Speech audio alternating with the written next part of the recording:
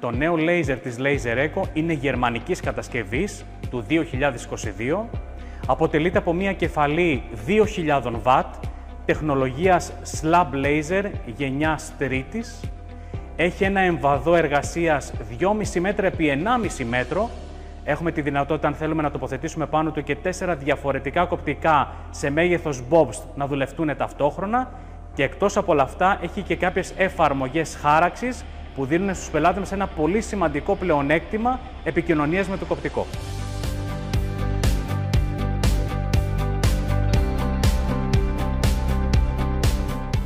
Το συγκεκριμένο μηχάνημα λειτουργεί με 2 κεφαλές. Η μία κεφαλή κάνει την κοπή του ξύλου για να μπορέσουν να τοποθετηθούν αργότερα οι λάμες και η δεύτερη κεφαλή δημιουργεί την χάραξη. Με τη δυνατότητα της χάραξης μπορούμε πάνω να αποτυπώσουμε πάρα πολλές πληροφορίες. Κάποιες από αυτές είναι οι ακριβείς θέσεις που πρέπει να μπουν τα λάστιχα.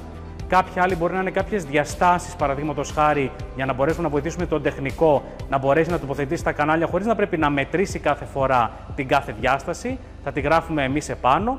Όπως μπορούμε επίσης να γράψουμε και όποια πληροφορία χρειάζεται ο πελάτης σχετικά με το δικό του κοπτικό. Κάποιες διαστάσεις που μπορεί να θέλει, κάποια γραμμάρια χαρτονιού, τα πάχη από τα δόντια που έχουν γίνει και ό,τι άλλο μπορεί να χρειαστεί επάνω στο κοπτικό, έτσι ώστε να μπορεί ο τεχνίτης να επικοινωνεί ακόμα καλύτερα με τη δουλειά που πρόκειται να κοπεί με το συγκεκριμένο καλούπι.